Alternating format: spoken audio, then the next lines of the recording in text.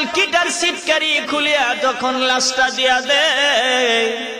মৃত ব্যক্তিটা বলেন নিমক হারামের দল, এতক্ষণ যারা ছিলে সবাই আমার ভয়, যারা আমার কবরে নামছে তারাই হইল আমার আপন। এইভাবে যখন লাশটারে কুলে লইয়া আমার আপনার আত্মীয় স্বজন থেকে 2 অথবা 3 জন মানুষ কবরে নাইমা বিসমিল্লাহি ওয়া আলা মিল্লাতি রাসূলিল্লাহ বলে যখন কবরে শোয়া দেয়, খাটিয়া দিতে দিতে যখন কবরটা একটু ছোট হয়ে যায়, এমনি তখন দেখবেন একজন মানুষ 2 পারে লাফ দিয়া উপরে উঠা যায়। লাফ দিয়া যখন উপরে উঠা যায়,